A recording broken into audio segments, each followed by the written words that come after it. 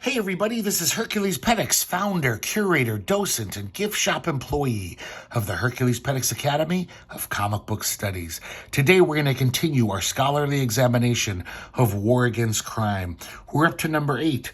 Once again, we have a cover by Johnny Craig. He's done all of the covers since number 1. Strangely enough, though, he has no story on the inside. Every issue of War Against Crime, Johnny Craig has drawn the lead story, but not in this issue. I don't know what happened to him that month. Perhaps he had the dropsy or something. We can see by the cover that his style is still maturing, getting closer to the Johnny Craig we know and love from crime suspense stories. Pretty nice. First story is called The Last Round. We have a little splash page, and now we get into the story. The narrator is Freddie, this blonde guy. He has joined the organization of Big Jim Dillon, and he's the most feared racketeer in the Midwest. He's only been there 6 months, but he's already risen to the top. He's the right-hand man of Big Jim. Big Jim basically runs protection rackets. He has all of the local businesses under his thumb. They all have to pay him off. Except for this one guy who owns a nightclub. He hasn't caved in yet. So Big Jim and Freddie pay him a visit, and they shake him down. The owner says, I don't even own the club anymore. I just sold it. And the new owner's here, actually. And right then, this guy gets on stage and announces into the microphone, please welcome our new owner, the former heavyweight champion, William Billy Jordan. And all of a sudden, Big Jim is like very unsettled. In fact, the cigar falls out of his mouth. I didn't notice that earlier. He's like, come on, Freddie, we gotta go.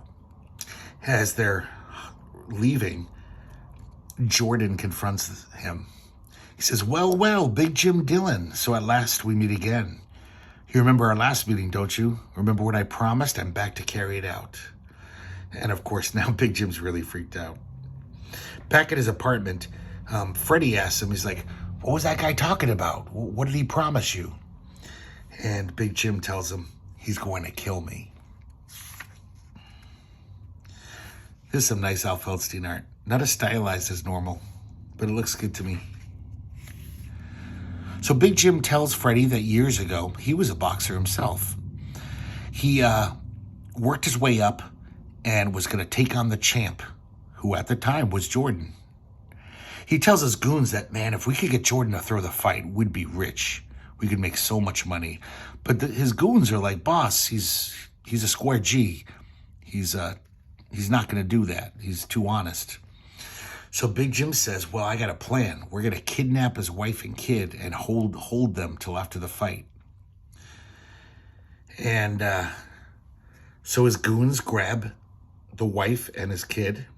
They take him to this little cabin, and they tell Jordan that, if you don't throw this fight, it'll be curtains for your wife and kid. So Jordan doesn't even fight back that night, and he falls down in the ninth round. So backstage, one of the goons comes back to Big Jim, and he says, hey, where's Mrs. Jordan?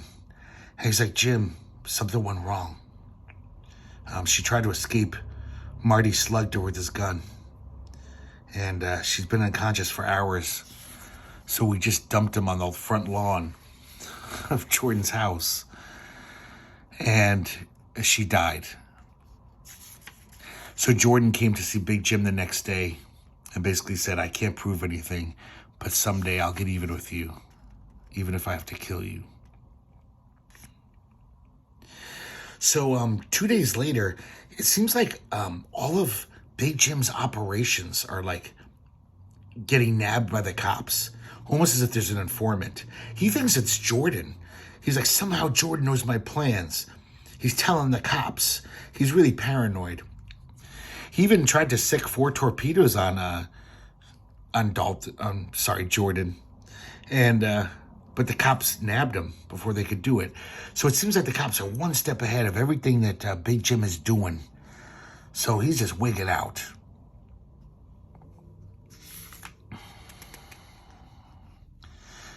And he mentions that anything that could implicate Big Jim himself is in that safe. I guess he's got all of his files in there. And Freddy says, you should destroy him.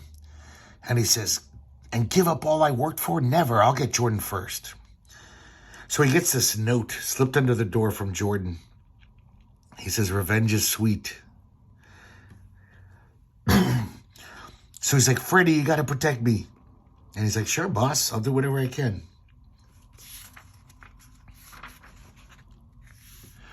One night, Big Jim's really flipping out. He's walking down the street, and he feels like Jordan is looking at him, around every corner. He's really wigging. So he says, you got to help me. And Freddy's like, sure, boss.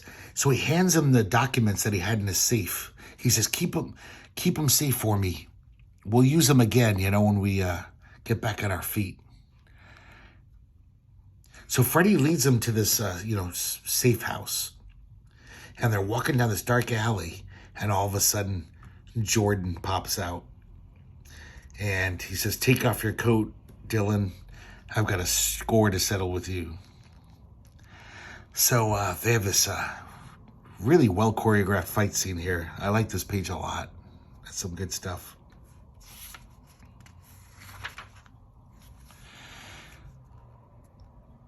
And Jordan is just wailing the crap out of this guy. And then this cop comes out of the shadows. He says, all right, stop before you kill him. And, Jordan's a pretty good guy. He's not a murderer, so he's like, yeah, you're right.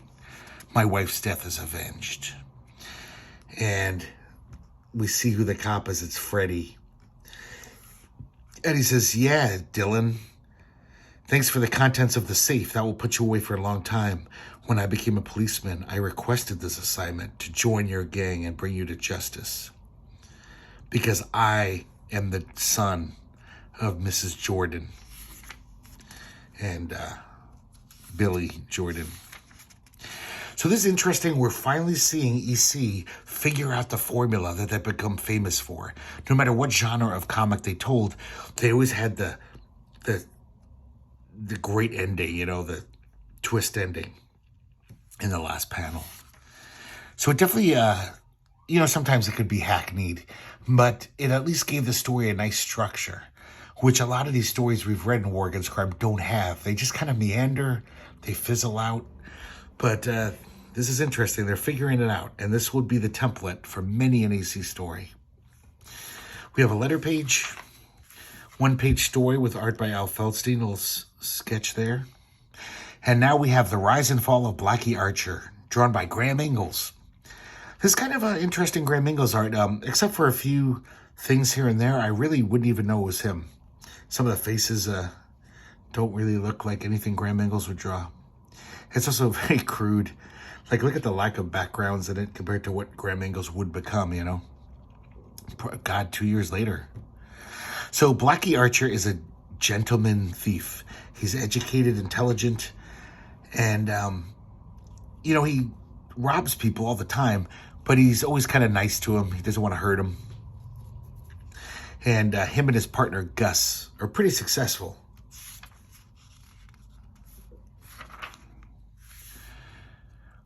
We have this opening sequence where we find out what a gentleman Blackie is, defending this woman's honor. There's some Goonie art in here, though. Look at that side view of Gus. Looks kind of weird.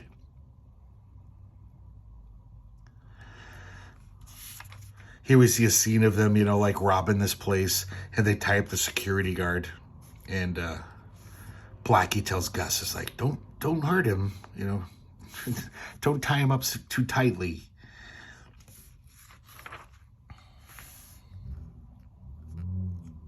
I like this random abstract panel of an explosion. So they basically take over the protection rackets for the livery stables. This is back when everything was drawn by horse cart, So it was a big part of the economy. There's a lot of money in it. And they pretty much have everyone towing the line. paying him off. But there's this one guy who's kind of being resistant. He actually finally comes around. He says, fine, I'll pay your blackmail. But then he runs to the police. The police have had nothing concrete to pin on Blackie. But he agrees to help the police nab him. So he goes to Blackie the next day and says, hey, how about I make you partner in my business instead of just giving you some money? And Blackie says, now you're talking. Seems this guy owns an ice cream factory. And Blackie's like, I could have some of that chocolate ice cream right now.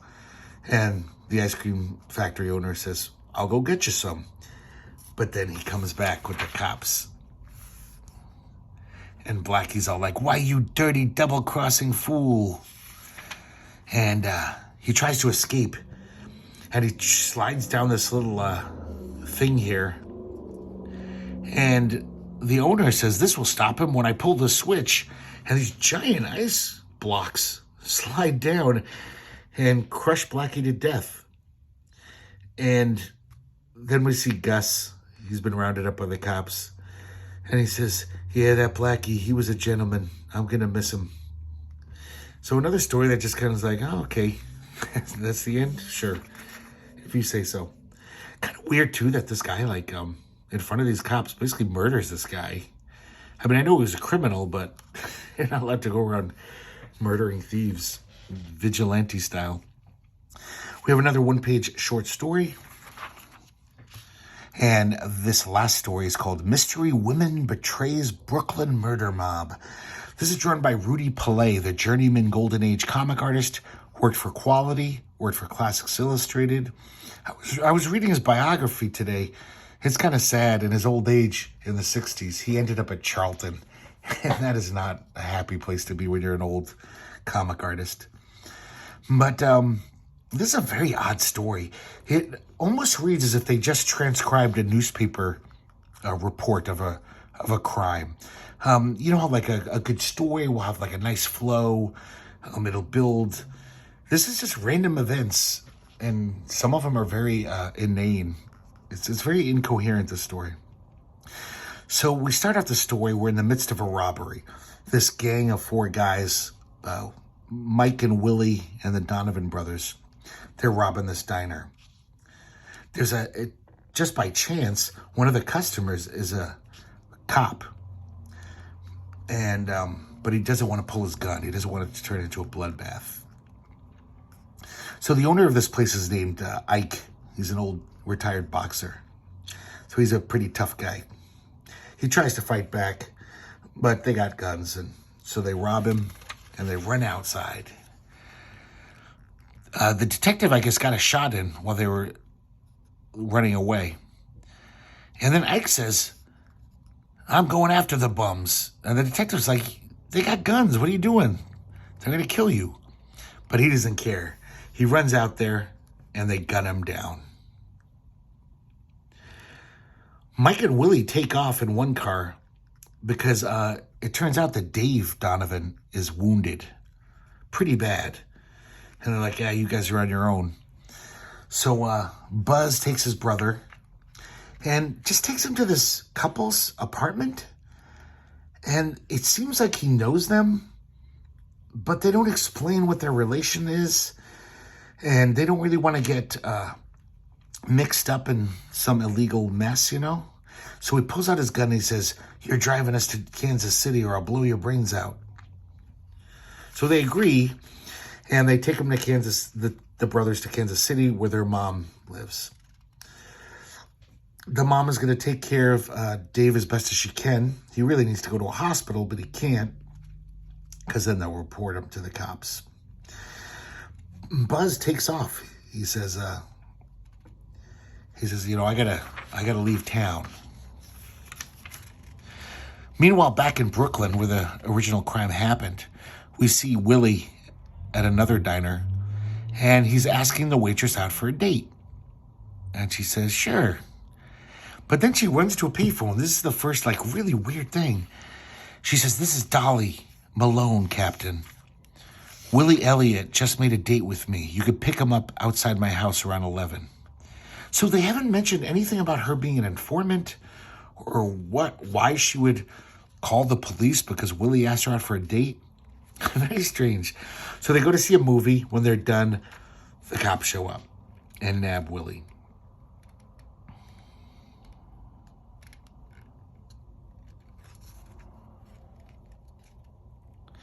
So back in Kansas City, Dave Donovan finally had to go to the hospital. And of course, the police are questioning him. And he admits that he was in the gang. He was there the night of the crime. But he doesn't know who shot Ike. And they suspect it's his brother Buzz, obviously. But he won't squeal. So I guess the surgery he has to undergo is very delicate. He's going to be laid up for months. Back in Brooklyn, now we see Mike. He's on the lam. The cops are chasing him. He crashes his car. He runs up to this apartment, threatens these people, random strangers, and then the cops come. So all these weird little things that like a good storyteller would be like, no, unless there's a reason for him to go up to this apartment, there's some consequence. Why even include it? So Mike sings like a bird. But he does admit, maybe he's being honest. He says, I don't know who shot Ike. I don't know which one of my pals did it. Now we see 3 weeks later in Houston. This is really bizarre. I guess this guy recognized Buzz. He was an old pal from the Merchant Marines. And when he said, hey, Buzz Donovan, Buzz says, you're mistaken, Mac. My name is Don Ryan. I'm a mechanic. And so this guy thinks to himself, he's like, no, he's Buzz Donovan, all right. I know it. What's he trying to hide? I'd better tip off the FBI. That is so fucking weird that just because this guy said, denied that he is who he is, he's like, I better call the FBI about this. So he does, and the FBI show up, and they arrest Buzz. So they fly Dave back to New York, but he can't go to the trial because he's still pretty messed up. So it's the day of the trial. I guess that woman, what was her name, Polly or Dolly? They threatened her. They sent her an ace of spades in the mail, which I guess that was a shorthand for "we're gonna get you." And so the judge, and this is weird. It's like the judge basically says, hey, if anything happens to Dolly, every member of your families, pointing to the criminals, every member of your families will be held responsible. So it's like this judge is like almost threatening his relatives, like it's the medieval times, like, oh, if you hurt her, we're going to take it out on your relatives. Very strange, this story. I think it was written by a drunk. So, I guess the judge passes down his sentence. And he gives them a life sentence, all of them. And then he feels the need to explain what a life sentence means to these guys. You are going to spend the rest of your days behind granite walls. Life terms mean that your punishment will not end until you die in prison. It's like, no shit. That's what life imprisonment means. You stay there till you die. Such a weird, quirky, incoherent little story. I don't know. It's kind of fascinating because every page I was shocked by one of the panels. I was like, what the hell are they talking about? So, kind of like the art by Rudy Palais, though. Just very classic, golden age type art. He definitely doesn't skimp. Really good backgrounds. Everything's drawn pretty perfunctorily. Another letter page. And that's it for War Against Crime number 8. Before we say goodbye, I did want to ask, recently I got a comment from an Australian viewer. He told me about that great Australian artist that was in Bizarro World that I was wondering He's amazing, and I was very curious. I was like, God, I want to see more of this guy. He totally told me about him. I guess he works for Australian Mad magazine. But due to some technological, I don't know, whatever fumble, I lost the comment. It erased. So if you're listening to this person in Australia, please comment me again and send me that information. That would be appreciated. And hope you guys liked the video today. And I hope to see you next time here at the Herculespetix Academy of Comic Book Studies.